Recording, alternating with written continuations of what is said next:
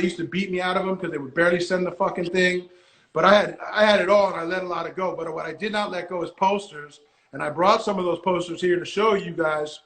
And I'm going to send you all my posters. So I'm going to gift you my poster collection. And I mean, when you're ready, I'll start dipping in. I got a bunch of them here. Yeah. But I feel like I don't know you. We never met. We never talked. But I see in you what the passion that I have for keeping the dream alive, keeping history alive, and making sure it has a home. And now that I'm in Tulsa, my real calling is to do the Outsiders and the SC Hinton shit that I'm doing. But I love my posters. I've had them for years, man. But I want you to have those because I know that they belong with you, man. So I feel like God put that. I've been holding your collection all these years is what I'm trying to get at. And maybe a day or so ago, I was like, "Where's this dude? I see him with the posters on there.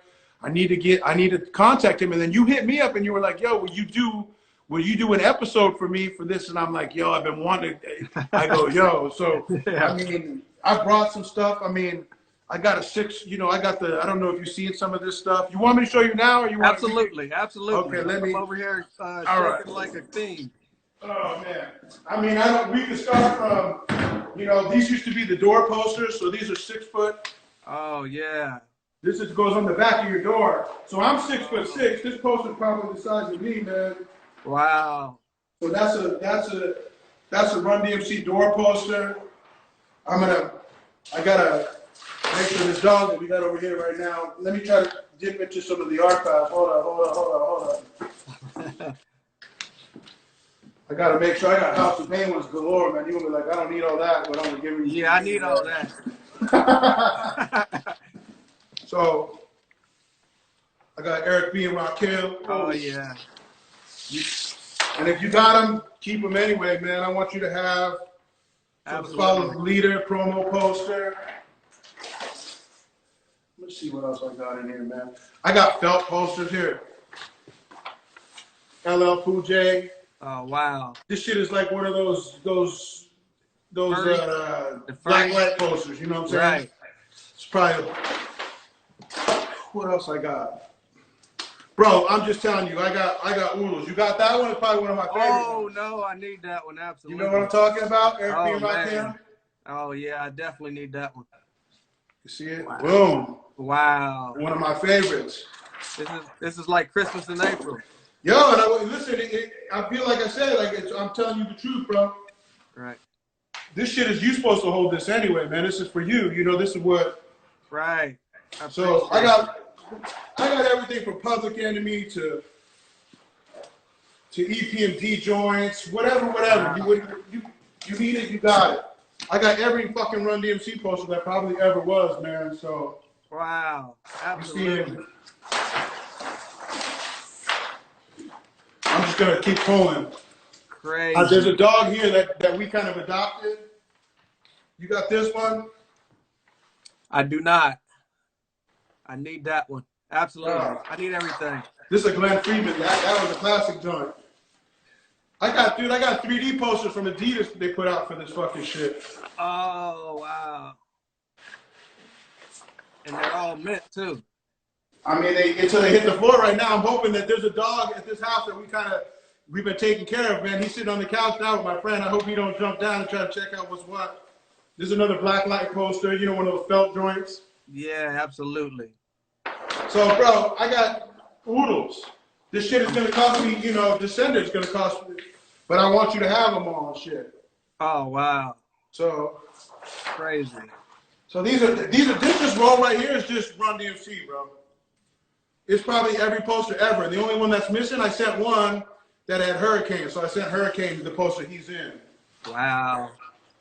But whatever it is, man, I want you to have them for your collection, man, because I know that you're gonna do it nice. You got the Together Forever joint? I do not. That's crazy. So this poster collection, man, they came to me maybe 2003, 2000 or something. They wanted to do a sneaker documentary called Just for Kicks. Right. And I had probably had like $250,000 worth of sneakers I just bought. Real talk. I started showing them my collection. They were like, yo, we want you to produce the movie with us, man. You're fucking blowing our mind. But then I got high, I relapsed, so I forgot to even shoot my sneaker part. But the poster collection is what got that. Look at the 3D shit. What? Man. That shit is in 3D, bro. Crazy. Oh, shit, I'm dropping. Anyway, Glenn Freeman joint. Signed by Glenn Freeman. Man. Anyway, man, you see what I'm working with over here. But this shit is for you, man. All of these shits. Oh man. And this is the start, bro. I got graffiti joints from Doe's Green. I got Mass Appeal shit. Whatever it is you got, you can get the whole. Absolutely. I will send you shipping. Some graffiti joints. I don't even know what it is anymore, man. It's been so long since I looked through this, but this is all like Doe's Green, Futura 2000 joints. And right. So anyway, man, I want you to have all that shit. Now I gotta clean all that shit up, but. Oh man, I appreciate it. I'm gonna wrap these up tonight. I'm gonna send you my address and let me know. Send me your address, and I'm gonna look. Every time you show them, I'm gonna get a kick, man. You don't have to do nothing. This is no strings free for the culture. I feel like I've had them for so long, man, and I was waiting for a dude like you that knew what to do with the shit. Right. But there's everything. Like again, there's probably old Everlast shit. There's Divine Styler shit. There's Ice-T shit. Oh wow. You just made my day. Every Beastie Boy poster, which was again that was my shit. So any Beastie, Run DMC, that era for me. Right. A lot of Public Enemy. Wow. This is crazy. So Appreciate you. anyway, man, that's what it is. Thank you so much. So I was a collector, man. I loved all that shit. A lot of graffiti stuff. I used to collect spray paint cans. I used to collect, obviously, sneakers, posters, graffiti canvases, and all that stuff. And then throughout the years, man, I just meet people, and I'm like, you know what? I let some of it go. I sold some of it, and I've moved on. I feel like it's time for someone else to, do that kind of collecting. I know that there's a Universal Hip Hop Museum that's going toward it in the Bronx, but I don't, I see how you do it every day. You got the whole. Every time I see your stuff, I'm like, fuck, man. I wish I didn't throw. I had every Clue mixtape, every shit that I used to buy off the streets. I had boxes of it, and I finally just let it go, bro. Right. And now that a couple years later, you came around. I'm like, damn, I should have held on a little longer. But anyway, man, I want you to have that for your collection, man. Go through them, see what it is. Absolutely. And appreciate it. Cool. But that's it. I mean, other than that, so hip hop, I got into it at an early age because it was something different, and and I grew up in a roller rink. I always loved the Gap Band. I always loved, Lakeside and Parliament and all. I like funky shit. And so when hip hop came around, it was a no-brainer. It was New York centric. It was tough guy shit. It was everything I was looking for and then some. Never thinking in a million years I'd be known as a rap dude. I'm not a rapper. Everlast was the brilliant and is the brilliant, musician, rapper. Lethal's a wonderful producer. I am a hype man, but I am a creative director. I built the brand, and which was much needed. And it is in a time where a lot of rappers used to let the label do that for them. I think that's probably what happened with Eric's first record. He didn't have the power to say, no, I don't want to rock that suit and do that kind of a video. They were like, shut up. And I would have took the same deal. You're a kid. Warner Brothers tells you how to do it. I guess that's how you do it. But by the time we came around, there was a lot more independence, because of Cypress Hill and because of, them showing and proving that they were like, they know what they're doing. Just let's look out. Let them tell us what they want to do and what they want to make. So for me, I literally came in the back door of hip hop through designs and logos and merchandise. And so I did quite well early on. We sold a lot of T-shirts, I'll tell you what. But unlike publishing, you get paid in an era when you're popping. And unfortunately, hip hop, it hasn't found maybe Wu-Tang is the exception here. But you go anywhere on St. Mark's or anywhere in New York what's popping or any Hollywood Boulevard, you're going to see Rolling Stone shirts. You're going to see Led Zeppelin. You're going to see Black Sabbath. You'll see Sex Pistols, and you'll see punk rock and you'll see rock. But hip hop, man, it's like there's a jumping off point. You might see Wu-Tang. I guess that's the only exception. But what I'm trying to tell you is that unfortunately for hip hop, there's no generational wealth. And what that means is at 50 years old, if my grandfather wanted to go see, you know, at 80 or 75, if he wanted to go see the Rolling Stones, that would be right, you know, because his generation grew up with the Rolling Stones. I like the Rolling Stones. If I had kids, they would probably be 25.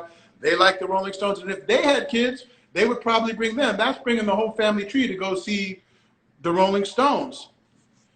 Punk rock has it like that in a way, you know, the audience is getting older, but they'll bring their kids. Hip hop, it's not like that. It's weird. So you don't see, the shelf life is really short, you know. DMX at one point had like, you know, a Guinness Book of World Records for having two #1 albums on the same calendar year, was doing movies, had a book deal, DMX, nobody knows who he is anymore. I mean, people know, but you know what I mean? And there's a million stories just like that where those groups were like, you know, and we don't talk about it. And I guess JayZ would fit that category better than anybody else because he could do shit with his wife at the Barclays and cats that I know that got Black American Express cards are getting deals on the tickets. I'm like, you don't even like hip hop. They're like, I know, but it's JayZ and Beyonce. I'm like, oh, I guess, you know. But there's no, you know, they bring their kids and their grandkids. But it's sad that there's no generational wealth that I see yet. But that being said, you know, for me, the sweet spot is the golden era anyway, man. And so my hip hop dreams have already been realized, and what they do for hip hop now is not really, it's foreign to me. It's a form of hip hop that I just, you know, with the exception of a few people, you know, West Side Gun and Conway, they do their thing. There's a few acts out there that I'm like, yo, I still love. And really the people that I fuck with, Ill Bill and Slain and those cats, I mean, I still love what they do.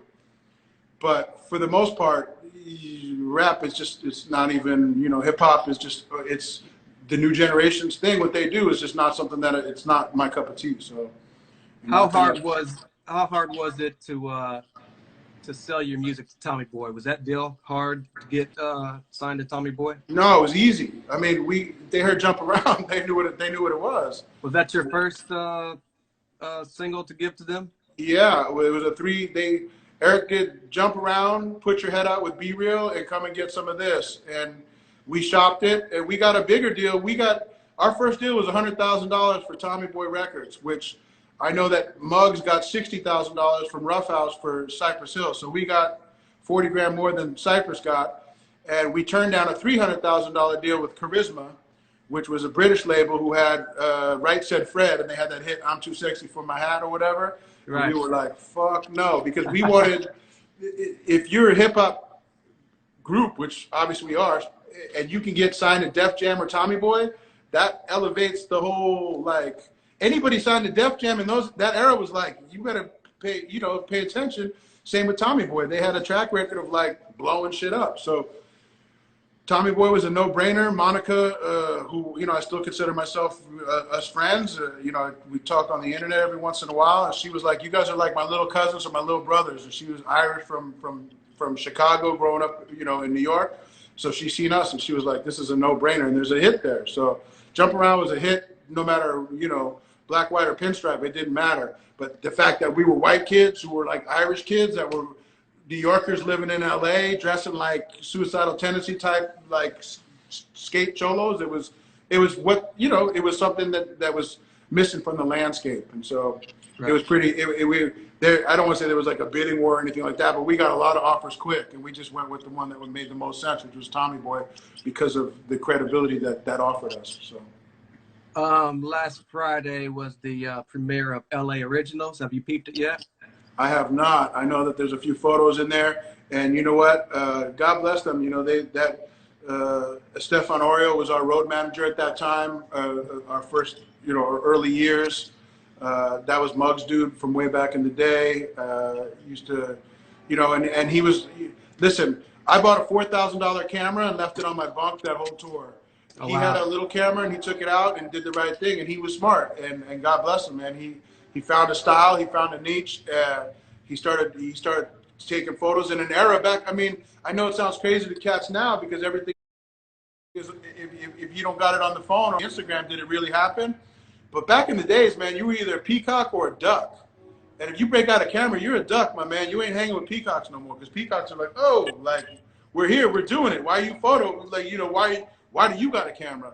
So I had a camera, I broke it out a few times. People were like, oh, you either in the band or you know. So it was awkward. It was a faux pas back then. Like, right. So he was road managing, doing his thing, man. He was also selling clothes. They were selling their Not Guilty brand. You know, he was on tour, and after sound check, he would run in mom and pop clothing stores, man, giving them catalogs and hooking up.